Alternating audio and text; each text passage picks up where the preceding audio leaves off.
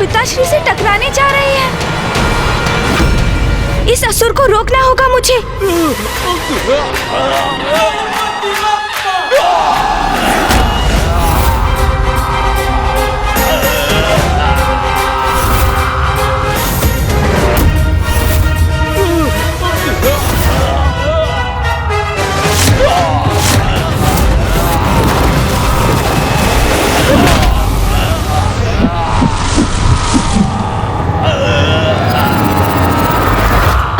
ये संकट तो टल गया।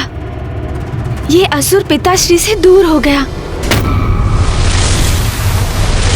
गणेश जी, संकट अभी टला नहीं है। ऊपर देखिए। ये तो अनर्थ होने जा रहा है।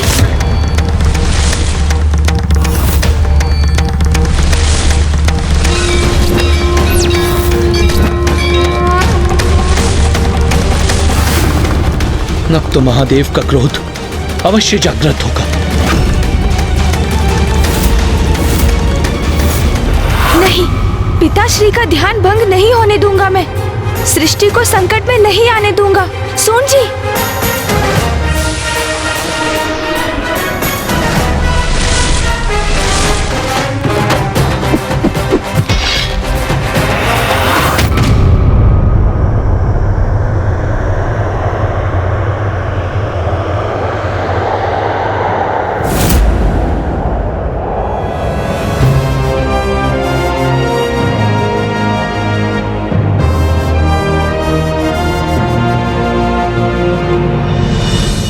अपने स्वामी शुंभ के समान ही मूर्खता का परिचय दे रहे हैं उनके असुर सैनिक। अभी तो गणेश उनके ध्यान को भंग होने से रोक दिया है, किंतु ये असुर उनके तप में व्यवधान डालने के लिए आतुर है, जो मैं कदापि होने नहीं दूंगी।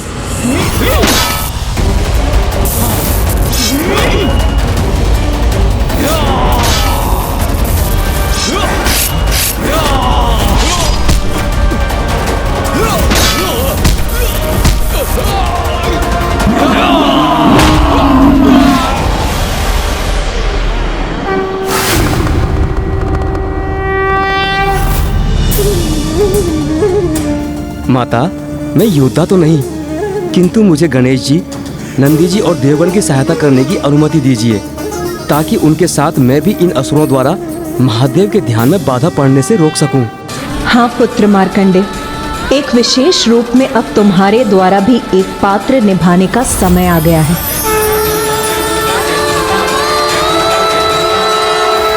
ओम गणपतये नमः। ओम यद्गुहं परमं लोके सर्वरक्षाकरं नृणाम्।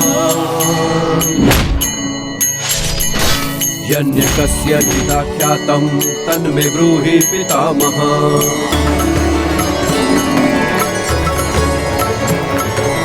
अस्ति ज्ञातं विप्र सर्वभूतोपकारकम्। देव्यास्तु तव चं पुण्यं दक्षिणुष्व महामुने।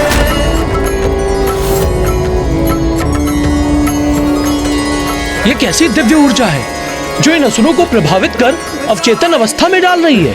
चंद्रघंटेति कुष्मांडेति चतुर्थकम्।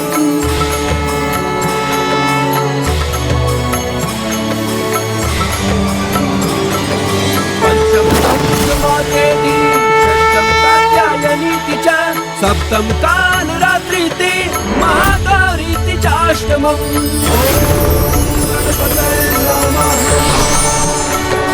अस्ति ज्ञातं विप्र सर्वभूतोपकारकम्। देव्यास्तु तव चं पुण्यं दक्षिणुष्व महामुने। ये क्या? ये असुर तो स्वयं निष्क्रिय होते जा रहे हैं। प्रथमं शैलपुत्री च द्वितीयं ब्रह्मचारिणी। ऋषि मार्कंडेय के मुख से प्रस्फुटित होने वाले दिव्य मंत्र की शक्ति का प्रभाव है ये।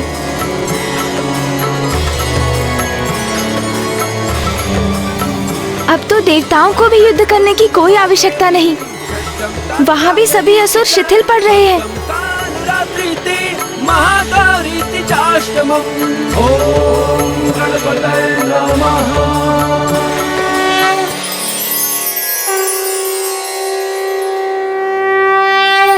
माँ का ही चमत्कार है ये। माँ की शक्ति तो अथाह अपार है। उनके नाम के स्मरण मात्र से ही उनके भक्तों की रक्षा सुनिश्चित हो जाती है।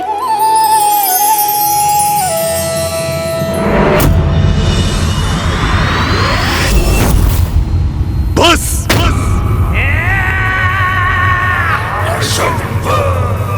अब मेरा धैर्य चूक रहा है। तुमसे अंतिम बार पूछ रहा हूं, बताओ कहां है अमृत? उचित है फिर तुम्हारा मुख खुलवाने के लिए दूसरा उपाय करने का समय आ गया है। तुम त्रिलोचन, इन दोनों को इस बंधन से मुक्त करो। ये दुष्ट तो हमें मुक्त करने का आदेश दे रहा है, किंतु क्यों? अब ये करने क्या चाह रहा है?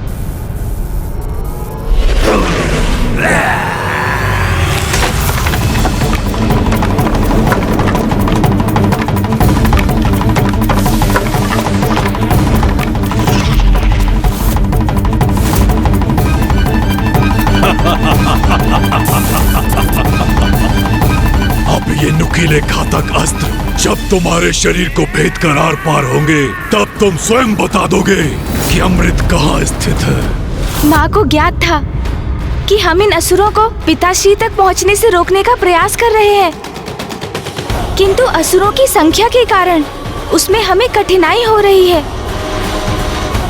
इसलिए उन्होंने ऋषि मार्कंडेय के मुख से ऐसे मंत्र का उच्चारण करवाया जिससे ये असुर स्वतः वश में आ गए।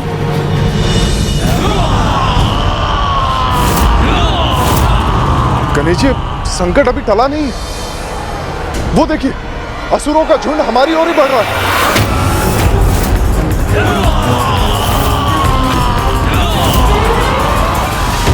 माँ, आप ही हमारी सहायक हैं। हम आपकी अपार शक्ति के समक्ष नमन करते हैं, आपका स्मरण करते हैं। माँ, इस विकट स्थिति से हमें मुक्त कीजिए माँ।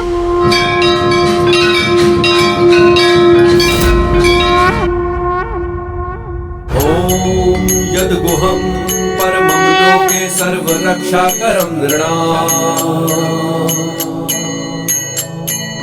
यन्यकस्यचिदाख्यातं तन्मे ब्रूहि पितामहः।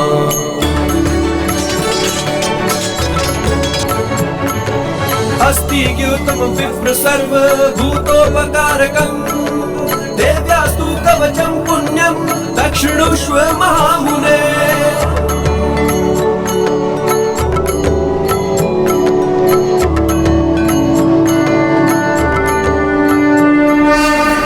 ये क्या हो रहा है यहाँ?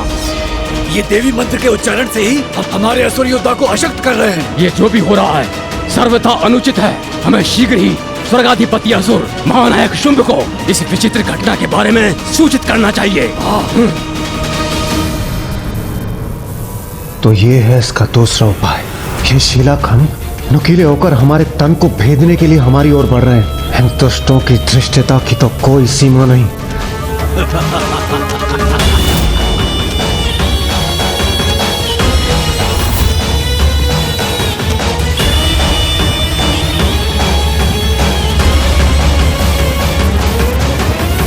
सावधान महाराज, सावधान!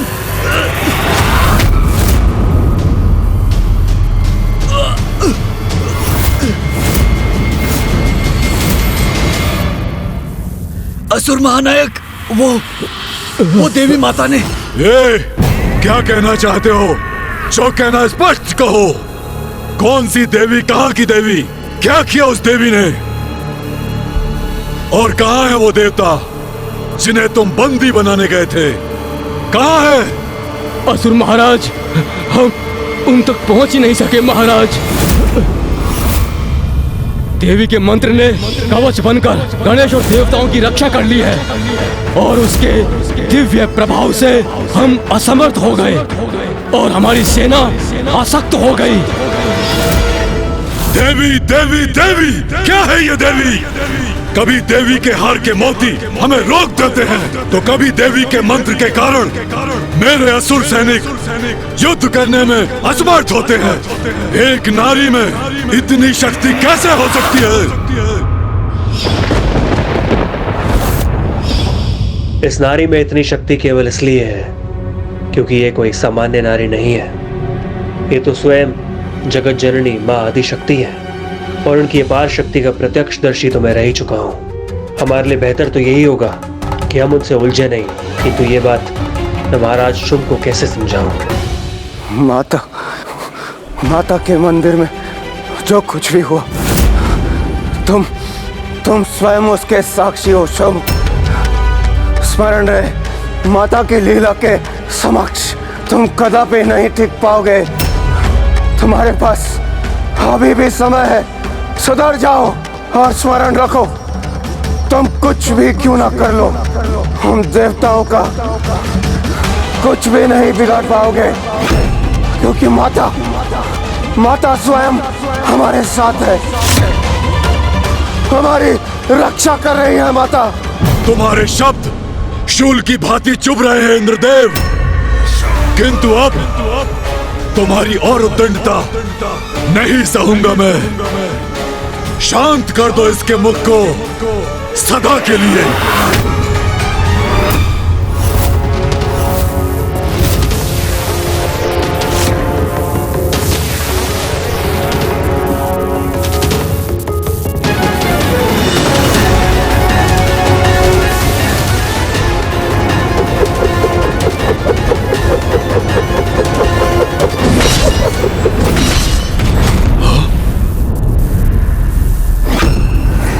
अब ये शूल कहां से उत्पन्न हुआ?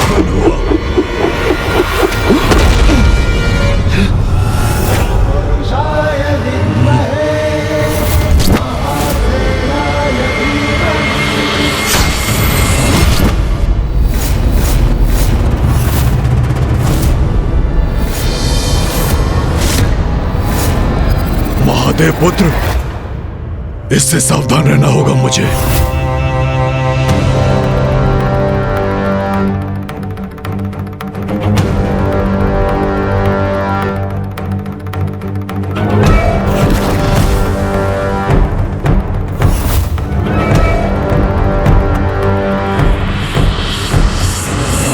तो ये तुम्हारा दुष्कृत्य है, तुमने यहाँ आने का दुस्साहस कैसे किया? यही प्रश्न तो मैं तुमसे पूछना चाहता हूँ शुंभ, कि तुमने यहाँ आने का दुस्साहस कैसे किया?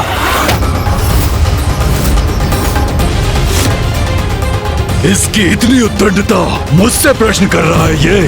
तुम्हारी राजसभा में इतना कुछ हुआ, मेरे अनुज गणेश ने तुम्हें इतना कुछ समझाया, किंतु तुम रहे असुर के असुर। उस सीख से कुछ सीख नहीं ली तुमने, अभी तो उसे भुलाकर एक और दुष्टता कर बैठे, सीधे स्वर्ग पहुंच गए तुम।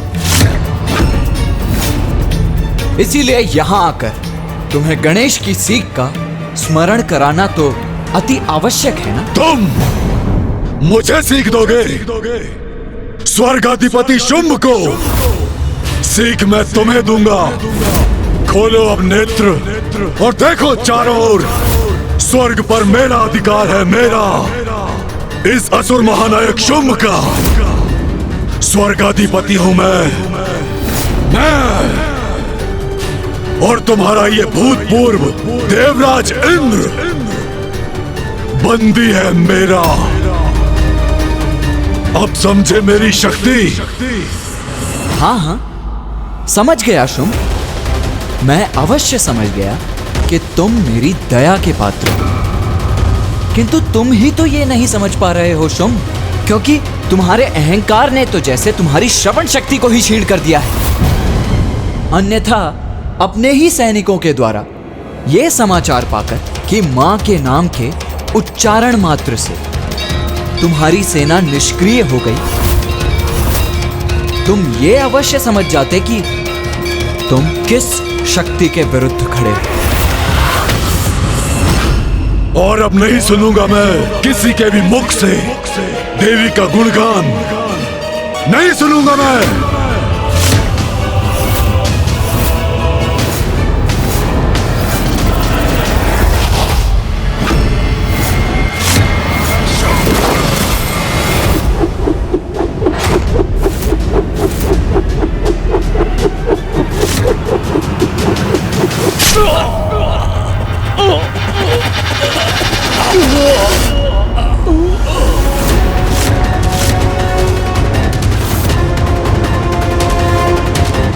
ये क्या किया इस दुष्ट ने? अपने ही सैनिकों का वध कर दिया।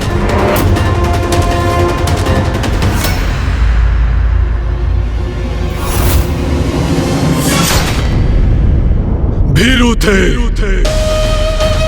द्रोही थे, जिसका उचित दंड मैंने उन्हें दिया। देवताओं को बंदी बनाने भेजा था इन्हें, और ये एक नारी शक्ति की काल्पनिक कथा लेकर लौटे।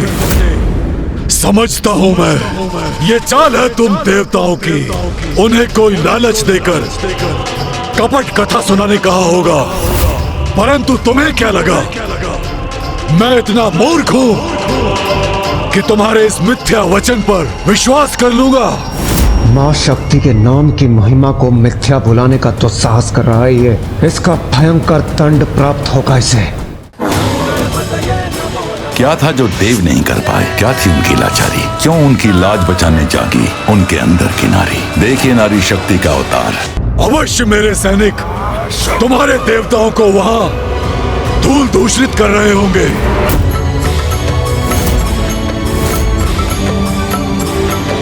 पंचम स्कंद मातेति, षष्ठम कात्यायनीति च, सप्तम कालरात्रिति, महागौरीति चाष्टमम्। ओम गणपतये नमः। मेरी शक्ति सत्य है। मैं असुर महानायक शुंभ स्वर्गाधिपति हूँ। इंद्र और वायुदेव मेरे बंदी हैं, और ये भी सत्य है।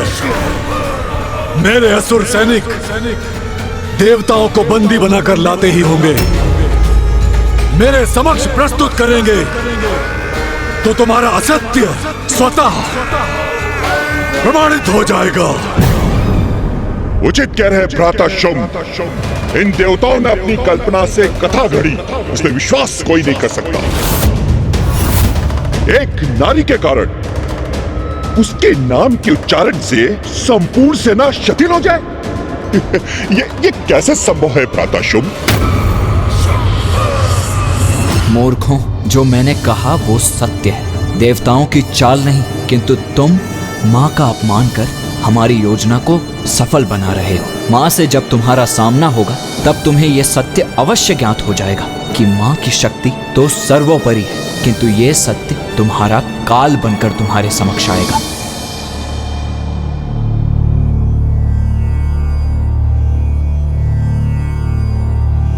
गणेश जी, ऋषि मार्कंडे के मुख से प्रस्फुटित हुए देवी कवच ने इन सभी असुरों को अवचेतन अवस्था में डाल दिया है, तो क्या अब हम इन्हें बंदी बना ले?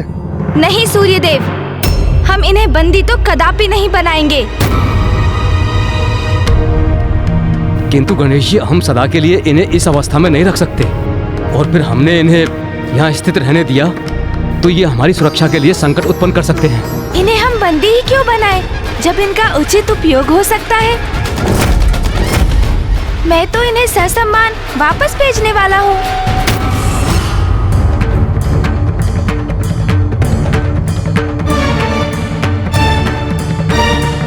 इन असंख्य असुरों को इस अवस्था में कैसे लौटाएंगे गणेश जी? क्या था जो देव नहीं कर पाए? क्या थी उनकी लाचारी? क्यों उनकी लाज बचाने जागी उनके अंदर की नारी? देखिए नारी शक्ति का अवतार।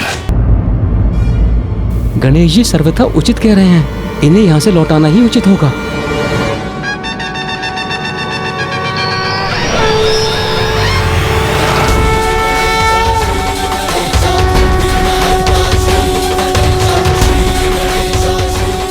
अपना आकार बड़ा करके क्या करने जा रहे हैं गणेश जी?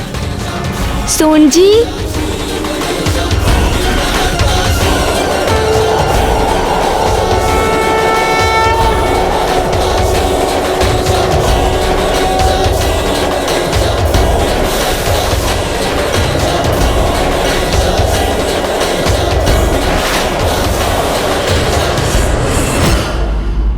अद्भुत। गणेश जी ने तो अपनी श्वास की शक्ति से ही इन सभी असुरों को लौटा दिया। स्वर्ग लोक के लिए मेरी भविष्यवाणी अब निकट भविष्य में वहाँ इन असुरों की वर्षा होने वाली है। असफल हुई। तुम्हारी ये कपट चाल और मुझे भयभीत करने की रणनीति व्यर्थ हो गई। किंतु सफल होऊंगा मैं। इंद्रदेव और वायुदेव पूर्व से मेरे बंदी हैं। प्रतीक्षा करो और कुछ ही समय में तुम देवताओं की पराजय के स्वयं साक्षी बनोगे।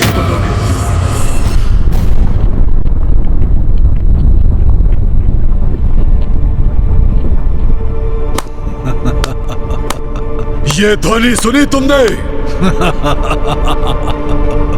मेरे सैनिकों के लौटने की ध्वनि है ये। मेरी जय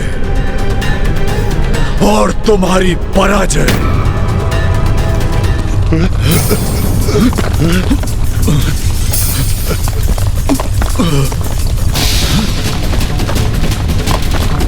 ये क्या हो रहा है? क्या हो रहा है ये? क्या कारण है इस तीव्र कंपन का? सावधान भ्राताक्षम!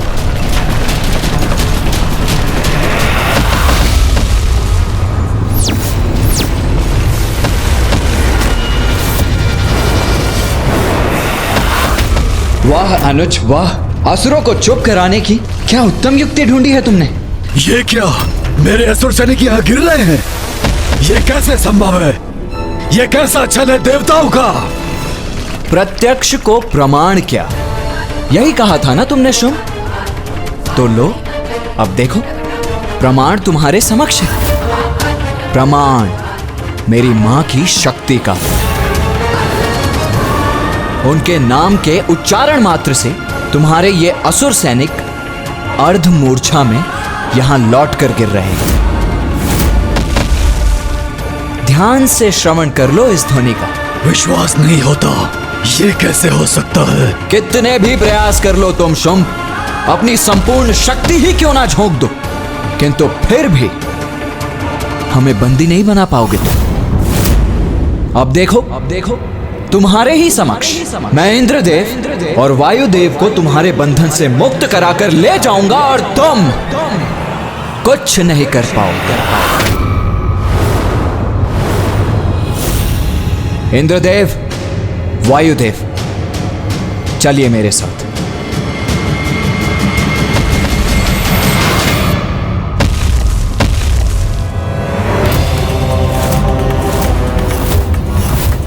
महाराज शुंभ, ये महादेव का पुत्र कार्तिकेय अपने दोनों देवताओं को साथ लेकर जा रहा है और हम कुछ नहीं कर पा रहे हैं। ये इतनी सरलता से यहाँ से केवल इसलिए जा पा रहे हैं क्योंकि ये मेरी स्वयं की इच्छा है, किंतु इसका भी प्रतिशोध मैं कुमार कार्तिकेय और गणेश से लेकर रहूंगा।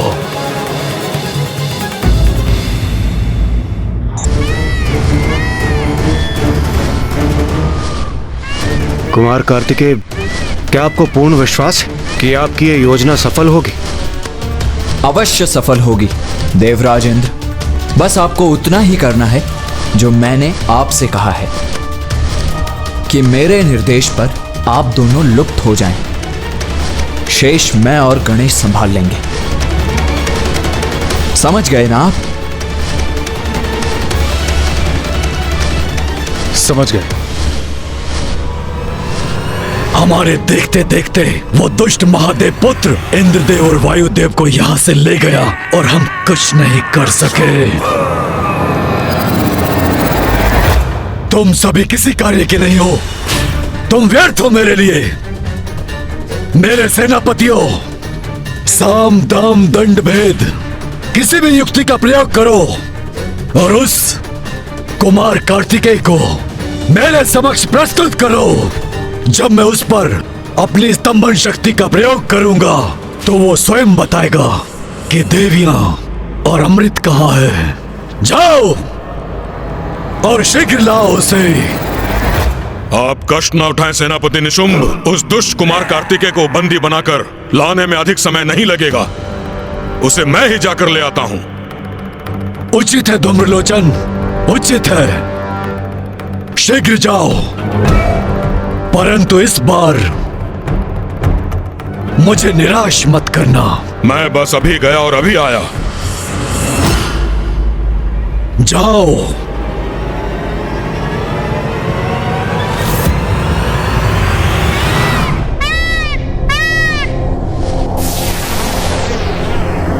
आकाश में ये कैसी गति का आभास हो रहा है मुझे? ये तारे तो गतिमान होकर एक साथ आ रहे हैं।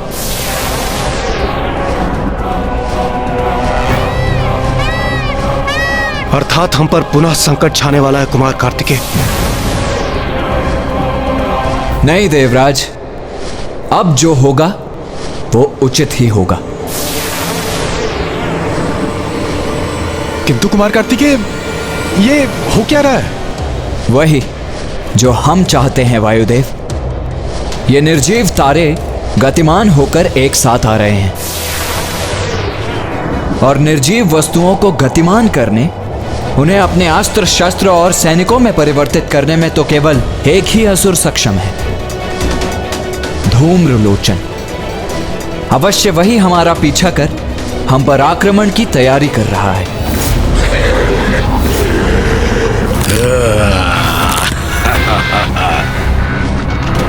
अपनी शक्ति से ऐसे अस्त्र उत्पन्न करूंगा कि तुम लाचार हो जाओगे कुमार कार्तिकेय।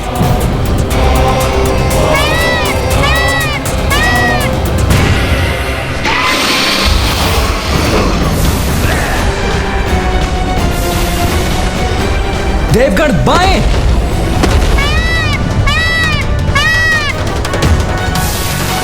देवगण दाएं!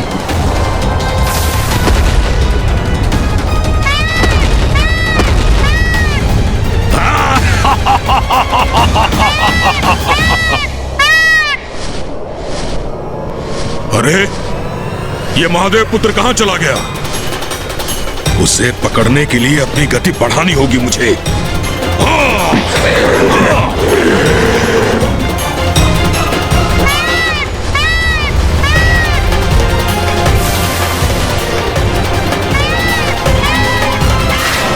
ये नुकीले अस्त्र तो हमारी ओर बढ़ रहे हैं। वायुदेव, मुझे अपनी शक्ति का पुनः आभास हो रहा है। हम उस दुष्ट शुंभ की स्तंभन शक्ति से मुक्त होकर उससे बहुत दूर निकल चुके हैं। हाँ देवराज, ये आभास तो मुझे भी हो रहा है। मेरी समस्त शक्तियां, मेरी सिद्धियां पुनः लौट रही हैं। तो फिर विलंब किस बात का वायुदेव? हमें मिलकर इन असुरों का सामना करना चाहिए। इनके वार का उचित उत्तर देना चाहिए हमें। निसंदेह।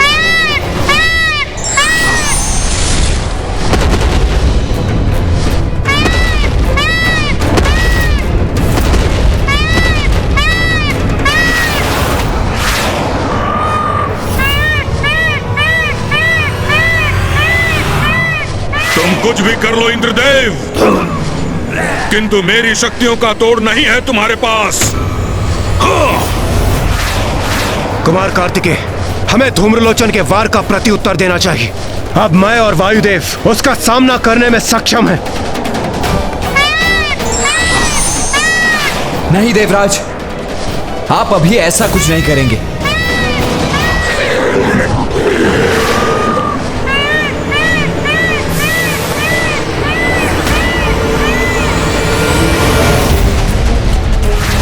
सेनापति कुमार कार्तिकेय, हम इस प्रकार भागकर अपना बचाव करने पर विवश क्यों हैं? आप हमें इन असुरों का सामना करने से रोक क्यों रहे हैं? हमें अनुमति दीजिए इनसे युद्ध करने की। नहीं देवराज, ये भी हमारी योजना का ही भाग है।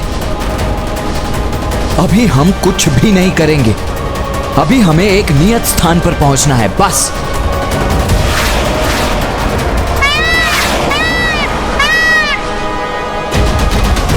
अब विंध्याचल पर्वत मेरे समक्ष है।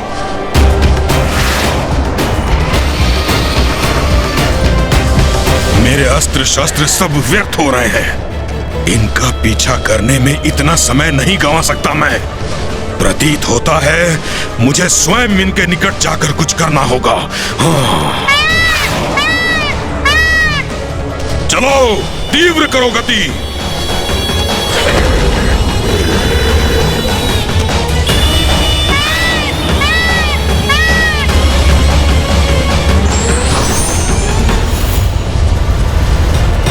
कुमार कार्तिकेय, दुष्ट धूम्रलोचन शस्त्रों से सज्जित हमारे अत्यंत निकट पहुंच चुका है। तो आप योजना का स्मरण रखिए इंद्रदेव। जब मैं कहूं तभी अदृश्य हो जाइए आप। और किसी भी प्रश्न के उत्तर का समय नहीं है अभी। और हाँ, पीछे मुड़कर मत देखिएगा, बस अंतर्ध्यान हो जाइए। अरे इतनी गति से कहां भागे जा रहे हो कुमार कार्तिकेय? वहां राजसभा में तो बड़े बोल निकल रहे थे तुम्हारे मुख से, अब क्या हुआ? कितना भी भाग लो किंतु मुझसे बच नहीं सकोगे तुम तीनों को भेद कर ले जाऊंगा अपने इस भाले से असुर महानायक शुंभ के पास, और तुम सब इस पर टंगे जाने पर विवश हो जाओगे।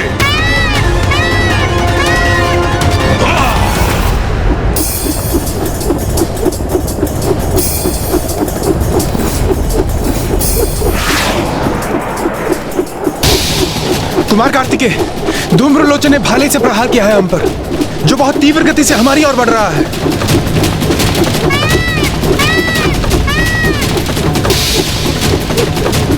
जाइए आप दोनों।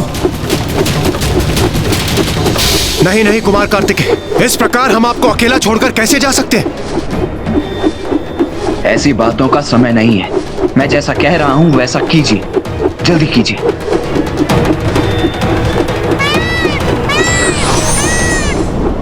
अरे ये दोनों कहां लुप्त हो गए?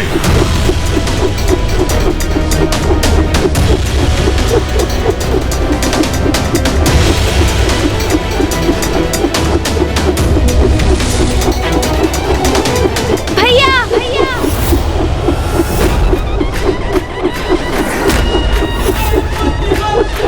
अरे ये गजमुख यहाँ कैसे? और ये करने क्या जा रहा है? गणेश, सून जी,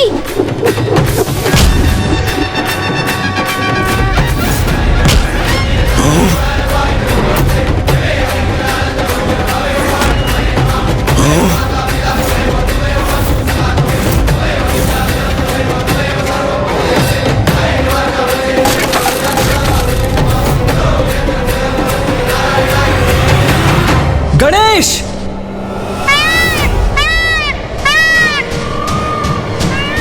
गणेश, ये क्या कर रहे हो तुम रुक क्यों गए? असुर जी, आपका ये प्रहार तो व्यर्थ हो गया, किंतु आपके लिए मेरे पास एक प्रस्ताव है। कैसा प्रस्ताव? गणेश, ये क्या कर रहे हो तुम? हमारे शत्रु इस असुर के साथ कोई प्रस्ताव रखने के पूर्व मेरी सहमति तो ले लो। नहीं भैया, बहुत कर ली हमने देवताओं की रक्षा।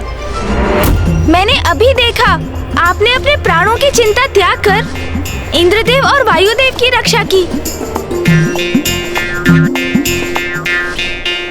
और जब इन असुर जी ने आक्रमण किया तो वो आपको अकेला छोड़कर चले गए।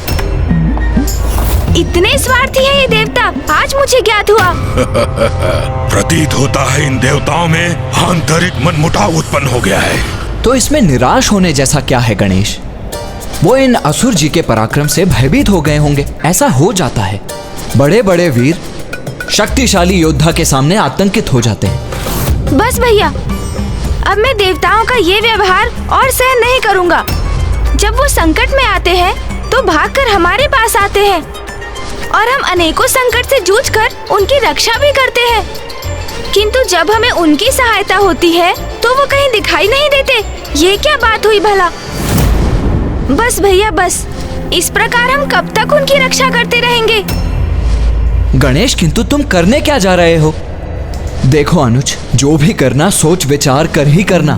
क्रोध में आकर ऐसा कुछ मत कर बैठना जो। भैया, मुझे भली भांति ज्ञात है कि मैं क्या कर रहा हूँ। मैं अपनी और आपकी सुरक्षा सुनिश्चित कर रहा हूँ। असुर जी, आप यही ज्ञात करना चाहते हैं ना कि इंद्रदेव और वायुदेव कहाँ जाकर छिपे हैं, है ना? नहीं गणेश, तो आइए असुर जी, मैं स्वयं आपको वहाँ ले चलता हूँ। तुम स्वयं लेकर जाओगे मुझे? और इसके लिए तुम्हें मुझसे क्या चाहिए? कुछ अधिक नहीं असुर जी, बस इतना कि अब आप मेरे भ्राता पर वार नहीं करेंगे। देवताओं को आप ले जाइए, किंतु मेरे अग्रज को सुरक्षित रहने दीजिए। यदि मैं सभी देवताओं को बंदी बनाकर ले गया तो स्वर्गाधिपति असुर महानायक शुंभ अति प्रसन्न होंगे, और एक बार सभी देवता हमारे बंदी बन गए तो अमृत और देवियां कहाँ हैं, ये तो असुर महानायक शुंभ उनके मुख से निकलवा ही लेंगे। तो क्या निर्णय है आपका? मेरा प्रस्ताव स्वीकार है आपको असुर जी? उचित है।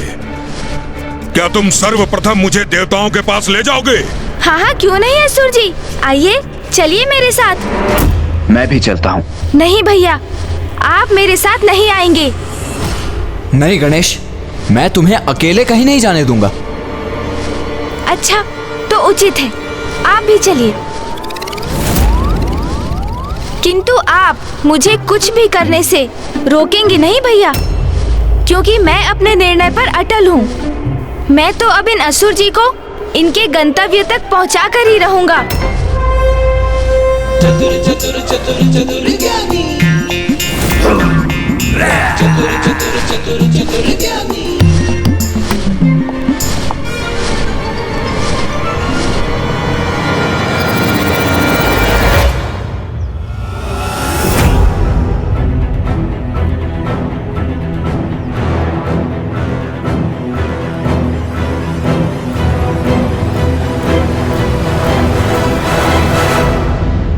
यहाँ तो पहुंच गए हम, किंतु देवता कहाँ हैं?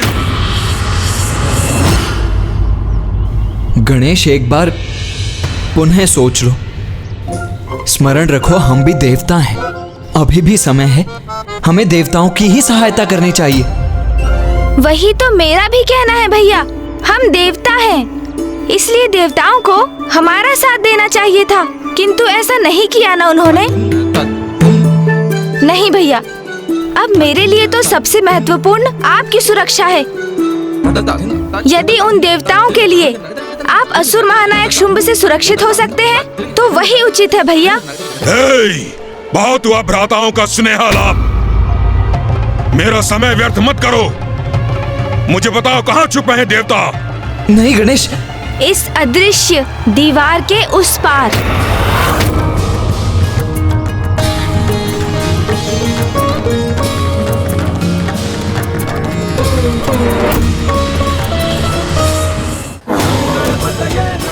क्या था जो देव नहीं कर पाए? क्या थी उनकी लाचारी? क्यों उनकी लाज बचाने जागी उनके अंदर की नारी? देखिए नारी शक्ति का अवतार। ये तुमने क्या कर दिया गणेश? यहाँ का गुप्त रहस्य इस असुर के सामने उजागर कर दिया और इसे बता दिया कि यहाँ एक अदृश्य बाधा है जिसके उस पार एक अद्भुत संसार है। कैसी बाधा? कैसा संसार? मुझे तो यहाँ कुछ दिखाई नहीं दे रहा। तुम मुझे मूर्ख बनाने का प्रयास कर रहे हो? नहीं नहीं असुर जी, ये कैसे संभव है? अर्थात मूर्ख को कोई मूर्ख कैसे बना सकता है भला? क्या कहा तुमने? थोड़ा समझने का प्रयास करेंगे तो सब कुछ समझ जाएंगे असुर जी। मैंने कहा ना, वो अदृश्य बाधा है, और जो अदृश्य है वो आपको कैसे दिखाई दे सकती है? बस बहुत हुआ, अभी सब स्पष्ट हो जाएगा।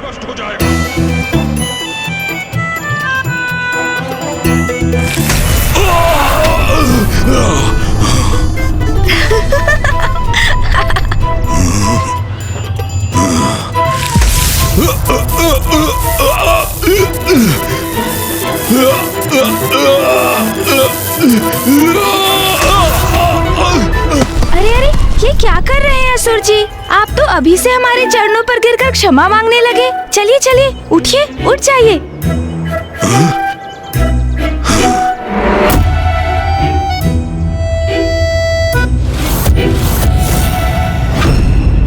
स्पष्ट हो गया ना असुर जी?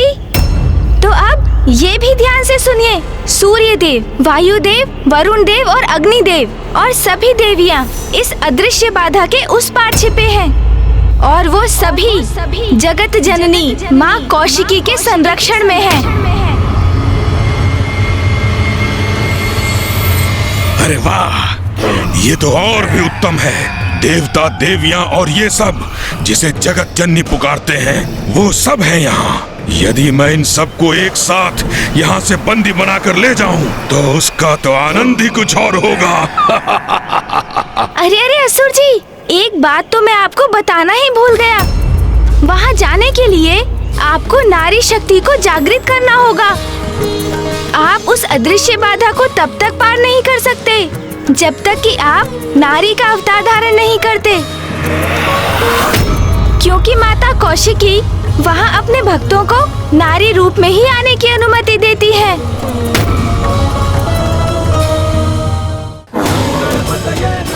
क्या था जो देव नहीं कर पाए? क्या थी उनकी लाचारी? क्यों उनकी लाज बचाने जागी उनके अंदर की नारी? देखिए नारी शक्ति का अवतार। नारी अवतार मेरा। परिहास अच्छा कर लेते हो तुम। अरे परिहास नहीं, मैं सत्य कह रहा हूँ असुर जी। यदि आपको उस पार जाना है तो आपको अपने भीतर की नारी को जागृत करना ही होगा। स्वयं को परिवर्तित कर नारी रूप धारण करना ही होगा आपको, तभी ये संभव होगा। बस बहुत हुआ। तुम्हें बुद्धिहीन दिखाई देता हूँ मैं? जो कुछ तुम कहोगे उसका विश्वास कर लूंगा। अब समझा, मेरा समय व्यर्थ करने की चाल थी तुम्हारी। तुम और तुम्हारे भ्राता ने पुनः अपनी माया का प्रयोग कर देवताओं को भागने का अवसर दिया और मुझे प्रलोभन देकर मेरा समय नष्ट करने हेतु मुझे यहाँ ले आए। क्रीड़ा कर रहे हो मेरे साथ कि मैं अपनी भीतर की नारी को जागृत करूं? जो नारी मेरे पांव तले रहती है उसी नारी में परिवर्तित करूं स्वयं को? ना। असुर जी, आपको यहाँ लाकर मैंने अपने कर्तव्य का निर्वहन किया। अब आप मुझ पर विश्वास करें अथवा नहीं, इसका चुनाव तो आपको ही करना है।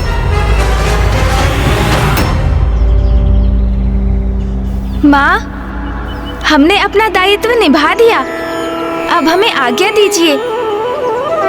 प्रणाम माँ।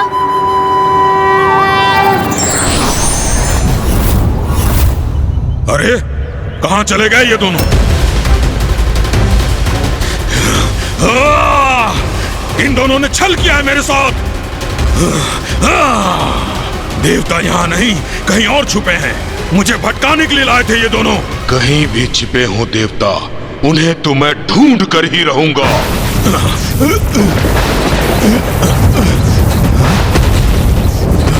ये सब क्या हो रहा है यहाँ?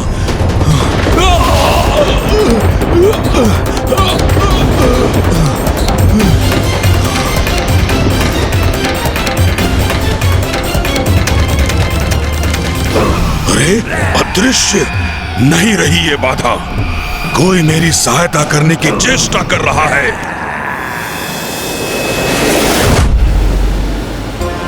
माँ ने जैसा कहा था उसके अनुसार हमारी योजना किसी भी प्रकार से शुंभ के सेनापति को विंध्याचल पर्वत पर ले जाने की थी, किंतु धूम्रलोचन इतनी सहजता से हमारे पीछे आने वाला नहीं था। वो तो युद्ध कर देवता और भैया को भी बंदी बनाना चाहता था। इसलिए मैंने और भैया ने उन्हें भ्रमित करने के लिए ये योजना बनाई और छल से मैंने उनका विश्वास जीत लिया। किंतु गणेश, तुमने उस दुष्ट धूम्रलोचन को नारी रूप धारण कर भीतर जाने का सुझाव क्यों दिया? भैया, माँ तो जगत जननी है और सभी उनकी संतानें हैं। हम, आप, देवगण और असुर भी, और वो अपनी सभी संतानों को सुधरने का एक अवसर अवश्य देती है। मैं तो धूम्रलोचन को माँ के दर्शन करने का अवसर दे रहा था। यदि वो भक्ति भाव से वहाँ जाकर माँ के दर्शन करता तो उसके समस्त पाप धुल जाते, किंतु वो तो नारी को स्वयं से भिन्न समझता है, इसलिए ऐसा स्वर्णिम अवसर पाकर भी उसने इसे गवा दिया। गणेश, तुम्हारी रणनीति और योजना शुंभ और निशुंभ के वध का आधार बनेगी। नहीं भैया, इसमें मेरा कोई योगदान नहीं। जैसे माँ ने ऋषि मार्कंडेय के मुख से अपने कवच का उच्चारण करवाकर असुरों को अर्ध निद्रा में डाल दिया था, उसी प्रकार मैं भी माता की ही इच्छा का माध्यम बन रहा हूँ। शुंभ और निशुंभ का वध तो माता के हाथों ही नियत है और उसका समय अब बहुत निकट है।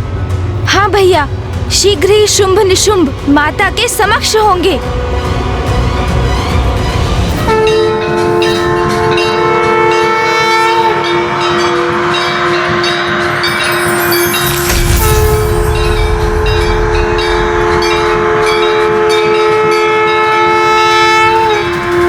पारदर्शी बाधा के उस पार ये देवियां यहीं स्थित हैं वो।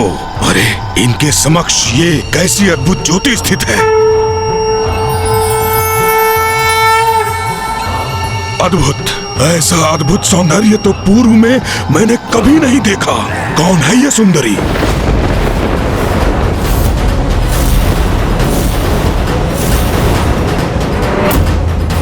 सुंदर भी है और भयंकर भी। अद्भुत, सर्वथा अद्भुत है ये सुंदरी। मैं अभी जाकर महाराज शुंभ को इस बारे में सूचित करता हूँ। तुम्हारे अंत का आरंभ अब हो चुका है असुरों।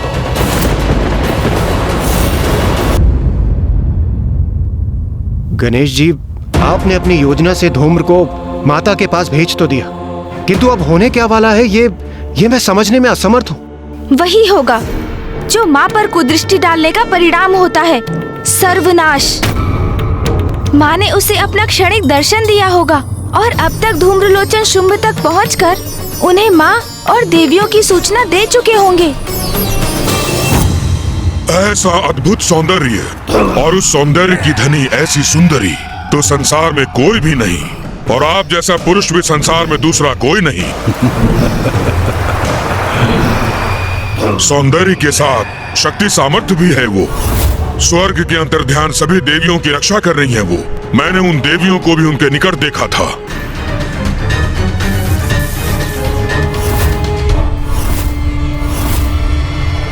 भ्राता शुंभ, कदाचित आप दोनों की जोड़ी नियति निर्धारित करेगी।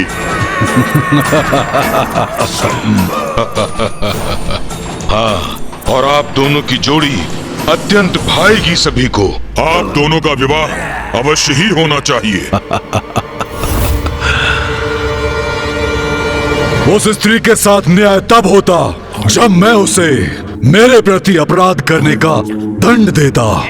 उसने मेरे विरुद्ध जाकर स्वर्ग की देवियों को आश्रय जो दिया, परंतु अब धूम्रलोचन के मुख से उसकी प्रशंसा सुनकर उसके प्रति मेरी भी उत्सुकता जागृत हुई है। जाओ धूम्रलोचन, मेरे दूत सुग्रीव के साथ जाकर उसे मेरा संदेश दो कि यदि वो मेरे दंड से अपनी रक्षा करना चाहती है तो यथाशीघ्र मुझसे विवाह करने के लिए यहाँ प्रस्तुत हो और स्वर्ग की समस्त देवियों को मेरी सेविकाएं बनाकर मेरे समक्ष प्रस्तुत करें, अन्यथा परिणाम अति भयंकर होगा। उचित है, मैं आपकी आज्ञा अनुसार आपका संदेश उन तक पहुंचा दूंगा, महानायक शुंभ।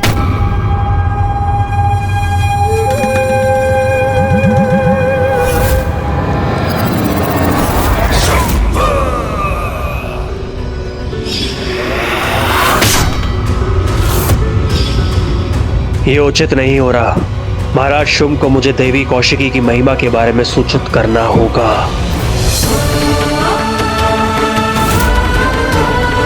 देवी कौशिकी नमो नमः। देवी कौशिकी नमो नमः।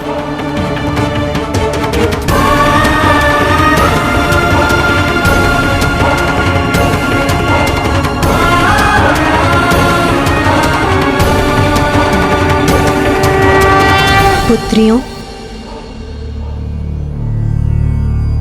अब वो समय आ गया है पुत्रियों जब तुम्हें यहाँ से प्रस्थान करना होगा।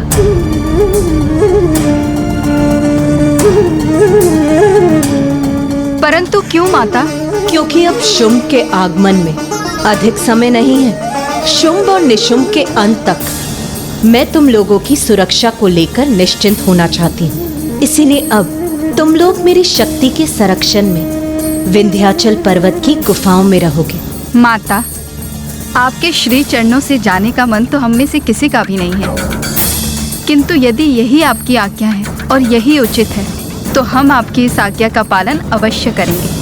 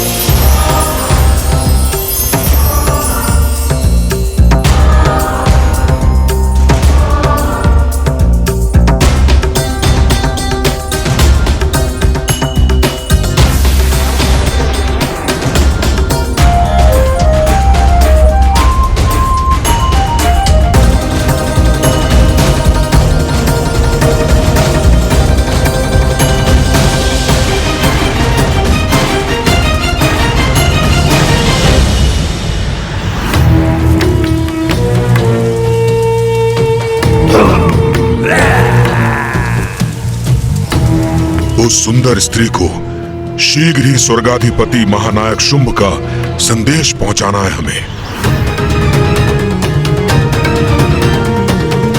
किंतु कहां है वो?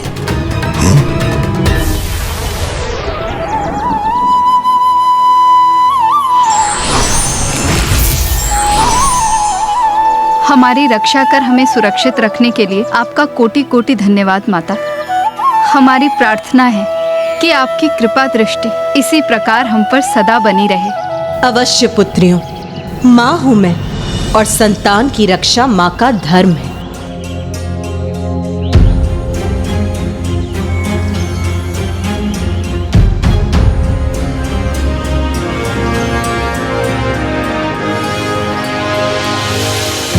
इस गुफा के भीतर भी तुम्हारा जीवन मेरे दिव्य प्रकाश से परिपूर्ण रहेगा। यहाँ तुम्हें कोई भी कठिनाई नहीं होगी।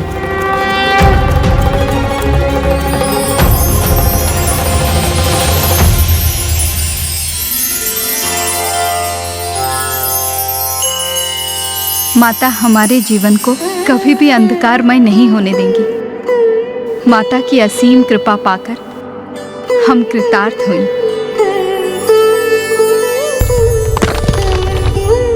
माता ने हमारे चारों ओर एक अभेद सुरक्षा कवच प्रस्तुत किया है। हम सभी पूर्ण रूप से सुरक्षित हैं।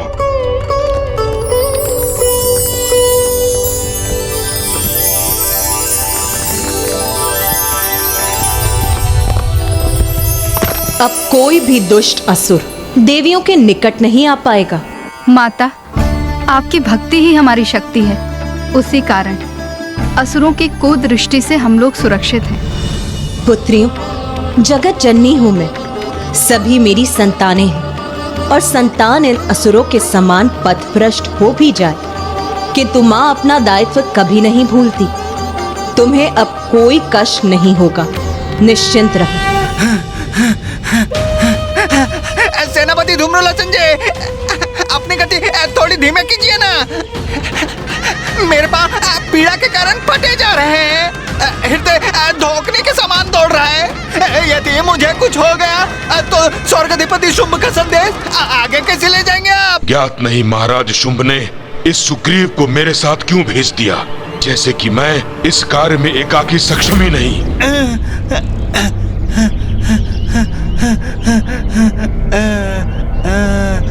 सेनापति धूम्रलोचन जी, आपको पूर्ण विश्वास है ना कि हम उचित मार्ग पर हैं?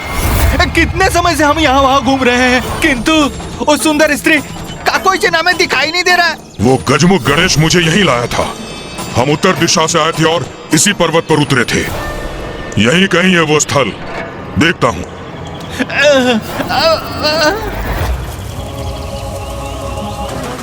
और कितना चलाइएगा?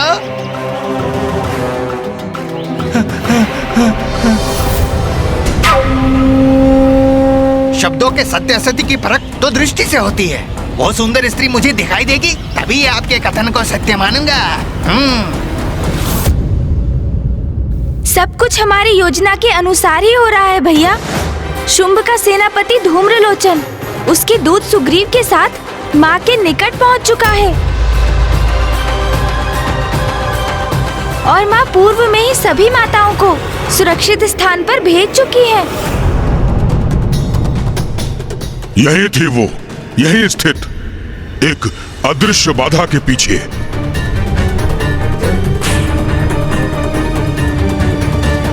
अरे इस निर्जन वन में मुझे अकेला छोड़कर मत जाइए धूम्रलोचन जी। शुंभ का प्रधान सेनापति हूं मैं, मुझे मार्ग दो।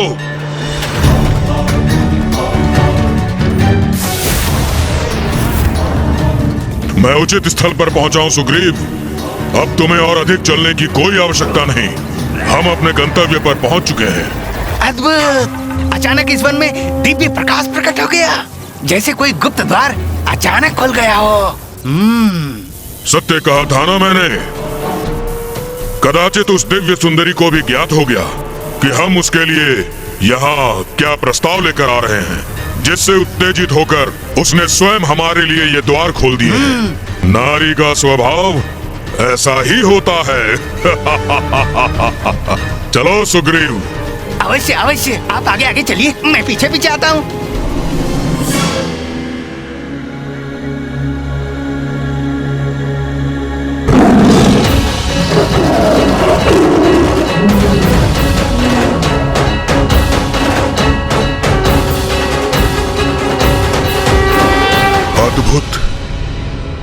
ऐसा दिव्य वैभव, ऐसा अनुपम रूप, इसका सौंदर्य तो पूर्व से भी अधिक प्रतीत हो रहा है।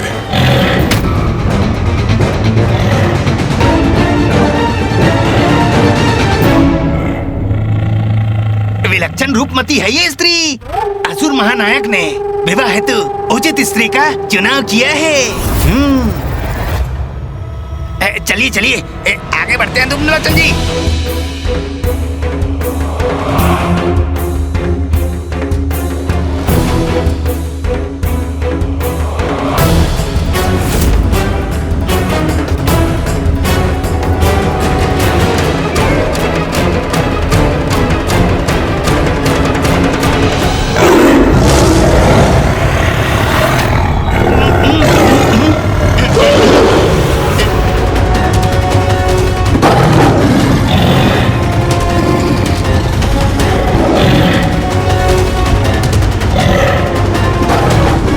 इस सिंह की गर्जना ने तो ये प्रचंड वायु प्रवाह उत्पन्न कर दिया है। मैं इस सिंह की गर्जन से उड़ता जा रहा हूँ। मुझे रोकिए धूम्रलोचन जी, मुझे रोकिए।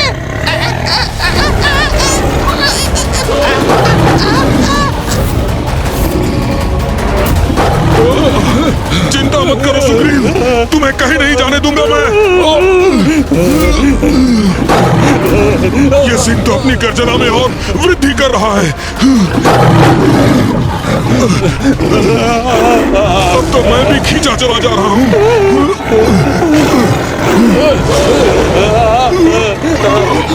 हम युद्ध नहीं संवाद करने आए हैं, अपने स्वामी का संदेश लेकर आए हैं, इसलिए अपने सिंह को शांत करो सुंदरी।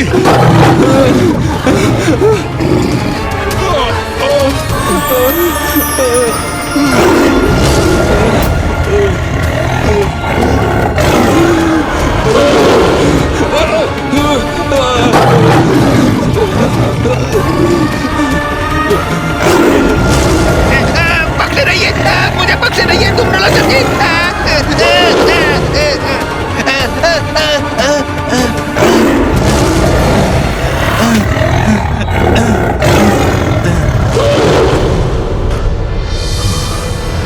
अब ये सिंह शांत हुआ तो हमें खड़े रहने का अवसर प्राप्त हुआ। कदाचित इसने हमें अपना शत्रु समझ लिया था, इसलिए अपने सिंह को ऐसी गर्जना करने का आदेश दिया होगा। किंतु अब हम इसे वो संदेश देंगे जिसे सुनकर यह आनंदित हो जाएगी। स्वर्गाधिपति शुंभ की विवाहिता बनने का अवसर तो कोई भी सुंदर स्त्री कदापि नहीं गंवाएगी। कहो कहो, क्या संवाद करना चाहते हो मुझसे? सुंदरी, तुम्हारे जैसी अपूर्व रूपमती पूरे संसार में कोई नहीं। ऐसा अनुपम सौंदर्य है तुम्हारा कि सूर्य और चंद्र की कांति भी तुम्हारे समक्ष फीकी पड़ जाए और तुम बस मात्र इतनी दूर यात्रा करके तुम मेरे सौंदर्य की प्रशंसा करने आए हो।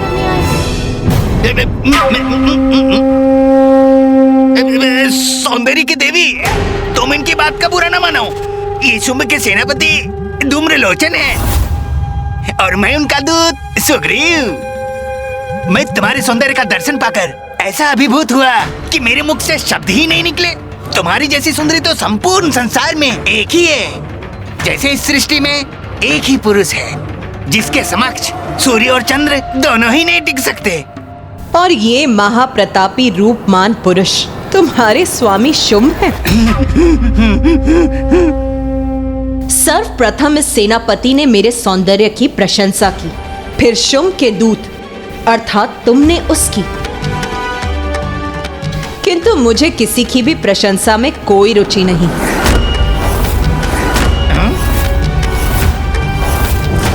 फिर हम ये संवाद क्यों कर रहे हैं, ये मुझे अभी भी स्पष्ट नहीं। तो मैं स्पष्ट किए देता हूँ। सुनो स्त्री, सौंदर्य और पराक्रम दोनों ही दृष्टि से हमारे स्वामी के योग्य हो तुम।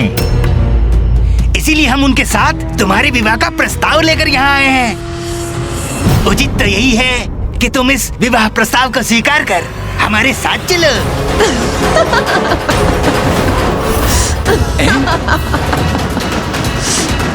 ये इस प्रकार अट्टहास क्यों कर रही है? मुझे ये बताओ तुम दोनों, रूपवान होने के अतिरिक्त कोई और गुण है भी तुम्हारे स्वामी में? इतना अहंकार है इसे अपने सौंदर्य का कि स्वर्गाधिपति असुर महानायक शुंभ के गुण पूछ रही है हमसे। बहुत चतुर स्त्री है ये धूम्रलोचन जी। इस प्रस्ताव को भली भांति परख रही है और उचित भी है। कोई भी नारी विवाह प्रस्ताव तो तभी स्वीकार करेगी ना जब उसे विश्वास हो जाए जिससे वो विवाह करने जा रही है वो सर्वथा उसके योग्य है कि नहीं है? क्या था जो देव नहीं कर पाए? क्या थी उनकी लाचारी? क्यों उनकी लाज बचाने जागी उनके अंदर की नारी? देखिए नारी शक्ति का कदाचित तुम्हें ज्ञात नहीं सुंदरी कि हमारे स्वामी कौन हैं? असुर महानायक शुंभ हैं वो, जिन्होंने अपने पराक्रम से पाताल, पृथ्वी और स्वर्ग तीनों लोकों पर अपनी सत्ता स्थापित की है।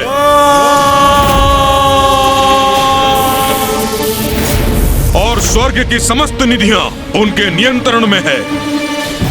कल्प वृक्ष, कामधेनु, ऐरावत, उच्चैश्रवा सबके स्वामी हैं वो। इंद्र आदि देवताओं को स्वर्ग से निष्कासित किया है उन्होंने। अब आपको पूर्ण परिचय प्राप्त हो गया ना हमारे स्वामी का? अब तो स्पष्ट हो गया ना? तुम महावीर, महातेजस्वी स्वर्ग के अधिपति शुंभ का विवाह प्रस्ताव स्वीकार करे सुंदरी। सत्य कह रहे हो तुम। बहुत पराक्रमी, अत्यंत तेजस्वी और महावीर है तुम्हारे स्वामी शुंभ। मुझे क्या था ये हमारा प्रस्ताव अवश्य स्वीकार करेगी। तुम्हारे स्वामी की वीरताएं की गाथाएं तो मैंने भी सुनी है। वही शुंभ है ना ये, जिसने मित्रता का ढोंग कर देवताओं को अपनी राजसभा में आमंत्रित किया और फिर दुत क्रिया अर्थात जुए की क्रीड़ा कर देवताओं का सर्वस्व छीनने का प्रयास किया। वही महापराक्रमी शुंभ है ना ये, जो प्रथम पूज्य गणेश देव सेनापति कार्तिकेय से सीख लेने के लिए विवश ही नहीं हुए, अपितु देवराज के वाहन ऐरावत, मां कामधेनु, कल्प वृक्ष और देवराज के मुकुट लौटाने पर भी बाध्य हो गए। अब समझा, ये तो असुर महानायक का अपमान करने का दुस्साहस कर रही है। वही परमवीर शुंभ है ना ये, जिसने स्वर्ग में अनुचित प्रवेश कर देवियों का अपमान करने का प्रयत्न किया, किंतु उसमें मेरे अर्थात जगत जननी के हस्तक्षेप करने के कारण अक्षम्य रहे। और ये कैसे भूल गई मैं कि वही शक्तिशाली शुंभ है ना, जिसने देवताओं को बंधी बनाने का प्रयास किया और देव सेनापति कुमार कार्तिकेय ने न केवल इनकी संपूर्ण सेना को पराजित किया, अपितु स्वर्ग से इस अति पराक्रमी शुंभ की राजसभा से देवताओं को मुक्त भी करा लिया। ये सब इसे कैसे ज्ञात है? कदाचित ये असुर महानायक शुंभ का विवाह प्रस्ताव अस्वीकार करने जा रही है। क्या था जो देव नहीं कर पाए? क्या थी उनकी लाचारी? क्यों उनकी लाज बचाने जागी उनके अंदर की नारी? देखिए नारी शक्ति का अवतार। अरे वाह, बड़े वीर प्रमाणित हुए तुम्हारे असुर महानायक शुंभ। क्या कहा था तुमने? त्रिलोक विजेता, स्वर्गाधिपति, असुर महानायक शुंभ। एक भीरू और शक्तिहीन असुर को संसार का सबसे बड़ा वीर बता रहे हो तुम। बस, बहुत सुन चुका मैं। धूम्रलोचन, धूम्रलोचन,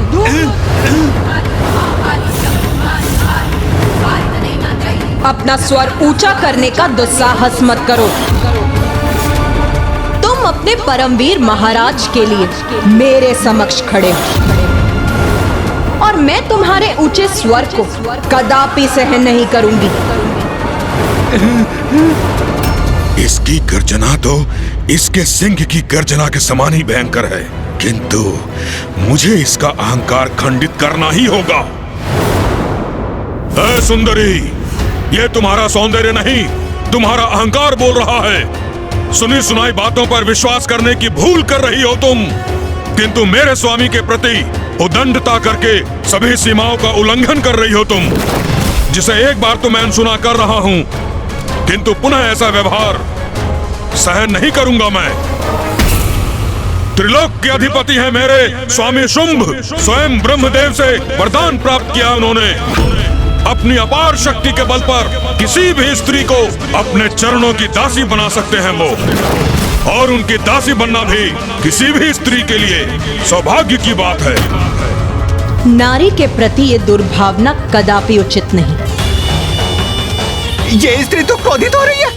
कहीं इसने पुनः गर्जना की तो? नहीं नहीं, मेरे शांत रहने में मेरी सुरक्षा है। ये तो तुम्हारा सौभाग्य है स्त्री कि असुर महानायक शुंभ ने पूर्ण सम्मान के साथ विवाह प्रस्ताव भिजवाया है।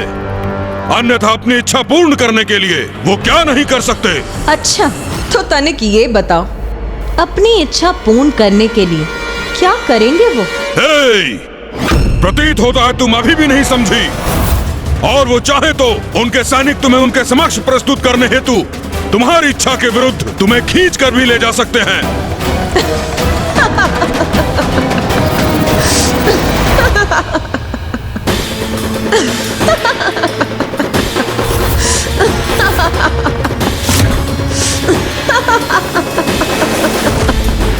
मैंने कोई परिहास किया क्या जो ये पुनः अट्टहास करने लगी?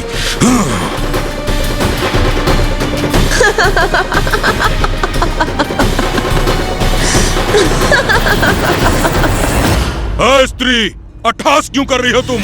इसका क्या अर्थ समझूं मैं? इनके प्रश्न का अभिप्राय है सुंदरी, क्या तुम्हारे इस अट्टहास को हम तुम्हारी स्वीकृति समझे? स्पष्ट कहो, हमारे स्वामी से विवाह का प्रस्ताव तुम्हें स्वीकार है ना? उचित है। मुझे क्या था, ऐसा उत्तम विवाह प्रस्ताव संसार की कोई भी स्त्री कदापि नहीं नकार सकती। हमें शीघ्र ये शुभ सूचना असुर महानायक शुंभ तक पहुंचानी चाहिए। चलो सुग्रीव। जाओ और जाकर अपने स्वामी को मेरा संदेश दो कि मैं विवाह उसी योद्धा से करूंगी जो मुझे युद्ध में पराजित करने में सक्षम होगा। यदि तुम्हारे स्वामी में इतना सामर्थ्य है तो यहाँ आकर मुझे पराजित करें और अपनी मुझसे विवाह करने की इच्छा को पूर्ण करें। ये क्या सुन रहा हूं मैं? ये स्त्री स्वर्गाधिपति असुर महानायक शुंभ से युद्ध करना चाहती है। माँ की ये घोषणा, उनके द्वारा शुंभ को युद्ध के निमंत्रण का तो एक ही अर्थ है, शुंभ के साथ साथ इन सभी दुष्टों का सर्वनाश।